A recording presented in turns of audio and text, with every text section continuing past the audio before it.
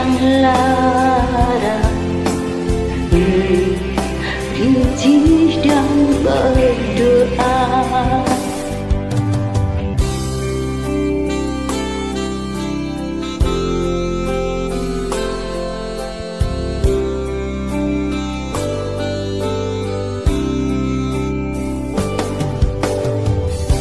Kulihat ibu pertiwi sedang bersusah hati, air matanya berlinang, emas intannya terkenang. Hutan, gunung, sawah, lautan, simpanan kekayaan. Kini hidup sedang lara, merintih dan berdoa.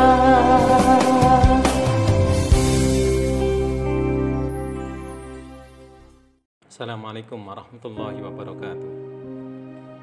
Bismillahirrahmanirrahim.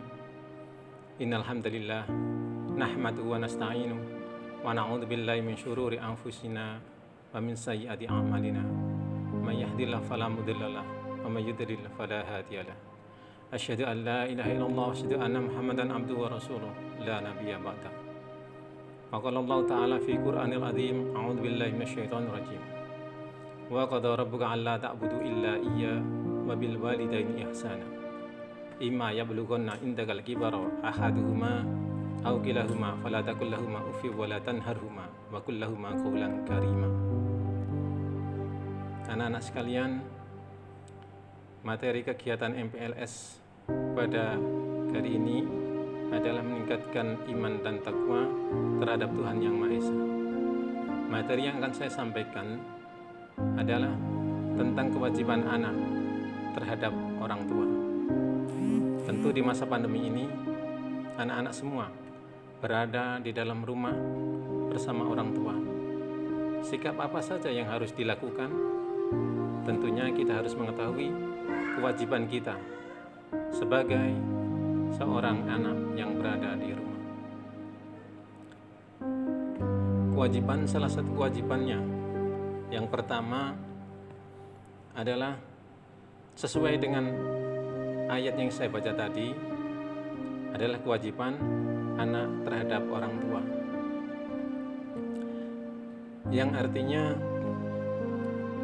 dan Tuhanmu telah memerintahkan agar kamu jangan menyembah selain Allah dan hendaknya berbuat baik kepada kedua orang tua, dan apabila mereka telah berusia lanjut, maka peliharalah mereka dan jangan katakan perkataan yang tidak baik,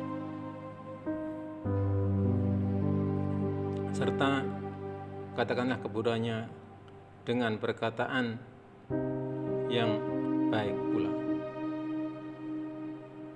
Salah satu yang bisa kita pahami kewajiban kita terhadap orang tua adalah satu, taat dan patuh kepadanya. Yang kedua, segera datang ketika mereka memanggil kita, bukan karena alasan sesuatu yang mengganggu kita untuk menangguhkan panggilan mereka, tapi kebanyakan dari kita semua sering dilakukan oleh anak-anak kita ketika mereka sedang memakai HP, bermain game. Mereka selalu bilang sebentar. Ketika dipanggil, mereka selalu menangguhkan perkataan atau panggilan dari orang tua. Yang ketiga, menafkahi mereka ketika kita sudah dewasa atau kita mampu untuk memberikan nafkah kepada mereka. Yang keempat, merawat orang tua kita. Kemudian yang kelima, berbicara dengan sopan, berbicara dengan lembut, agar hati mereka terasa tenang dan nyaman. Yang keenam, menghindari sesuatu yang tidak mereka inginkan, sesuatu yang mereka sangat tidak sukai. Contoh ketika kita masih sekolah dasar seperti ini, anak-anak sering keluar rumah atau bermain bersama teman-teman tanpa meminta izin kepada kedua orang tuanya, dan orang tua sangat khawatir dan gelisah ketika orang tua sedang mencari mereka dan mereka tidak meminta izin untuk keluar. Sehingga hal ini sangat perlu dilakukan agar orang tua tidak cemas di rumah. Kalau keluar, kalau pergi, anak-anak diharapkan untuk meminta izinnya dulu kepada kedua orang tua. Yang ketujuh, mendoakan kebaikan mereka di dunia dan akhirat. Serta yang terakhir, menjaga nama baik keluarga mereka. Kita semua harus menjaga nama baik keluarga kita. Ketika kita masih kecil, kita sering mendengar ketika ada anak yang nakal, ada anak yang tidak baik, pasti yang dicari adalah orang tua. Bukankah kita sering mendengar ketika ada anak yang nakal, orang lain yang akan bertanya, anaknya siapa ini? Keluarganya siapa ini? Maka dari itu, kita harus pintar-pintar menjaga nama baik keluarga, agar semua perintah-perintah Allah dalam menjalankan kewajiban kita terhadap orang tua dapat kita laksanakan dengan baik, dan kita mendapat ridho dari orang tua kita serta ridho Allah Subhanahu wa Ta'ala. Demikian yang dapat saya sampaikan. Kurang lebihnya mohon maaf yang sebesar-besarnya. Wassalamualaikum warahmatullahi wabarakatuh.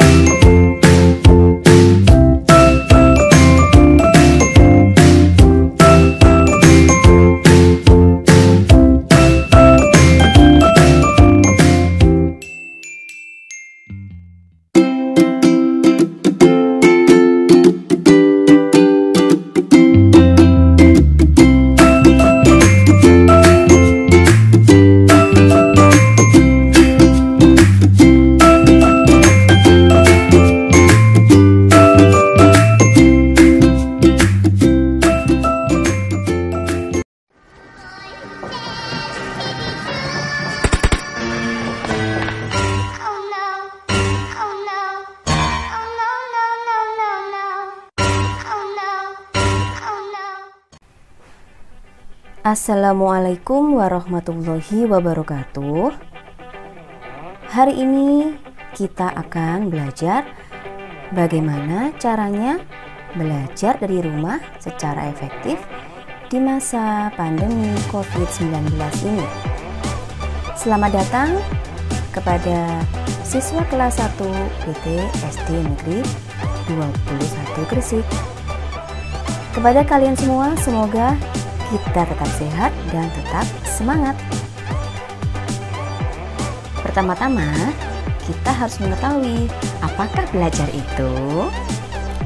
Nah, belajar itu adalah sebuah proses dari kita tidak tahu menjadi tahu. Nah, dengan belajar, kita akan mengetahui hal baru, menambah pengetahuan, bisa melakukan sesuatu yang baru. Nah, belajar sendiri tidak harus di sekolah dan tidak harus bersama guru. Namun belajar bisa kita lakukan di mana saja. Nah, dengan belajar tentunya tidak hanya pengetahuan, tapi diharapkan terbentuk perilaku yang lebih baik daripada sebelumnya. Belajar dari rumah atau BDR di masa pandemi kita lakukan demi menjaga kebaikan bersama. Selain itu, kita juga harus memiliki tujuan dan kebutuhan pendidikan di masa pandemi ini. Jadi, meskipun kalian berada di rumah, tidak pergi ke sekolah, kalian tetap harus belajar. Nah, sekarang bagaimana ya agar kalian bisa belajar dari rumah dengan efektif? Dalam pembelajaran dari rumah, gawai adalah alat yang sangat penting yang harus kalian miliki. Nah, gawai ini dapat berupa HP ataupun laptop. Tentunya harus memiliki kuota internet, sehingga nanti kalian bisa melihat materi dan tugas yang diberikan oleh Bapak Ibu Guru, mengumpulkan tugas, serta mencari informasi lain jika ada yang belum kalian pahami. Nah, karena kalian masih di bawah umur, maka sebaiknya penggunaan HP tetap diawasi oleh orang tua kalian. Hal kedua yang juga penting adalah buku. Nah, buku ini kalian bisa membelinya, meminjamnya, baik dari perpustakaan maupun kakak kelas kalian sebelumnya. Kami menghargai dengan tidak memfotokopi, karena itu juga merupakan tindakan yang melanggar hak cipta dan hukum. Selanjutnya adalah komunikasi dan pendampingan. Komunikasi di dalam masa seperti ini sangatlah penting. Kalian bisa menyampaikan pada orang tua jika kalian lelah, kurang sehat, atau tidak nyaman untuk belajar. Nah, saat belajar di rumah, orang tua atau orang yang lebih tua hendaknya mendampingi kalian selama belajar. Jangan lupa sampaikan kepada Bapak Ibu Guru kalian jika kalian menemui kesulitan selama pembelajaran dari rumah. Fokus atau konsentrasi. Selama di rumah, usahakan belajar secara teratur dan tidak terlalu lama karena kalian belajar melalui HP maupun laptop. Nah, berhentilah belajar bila kalian lelah ataupun bosan.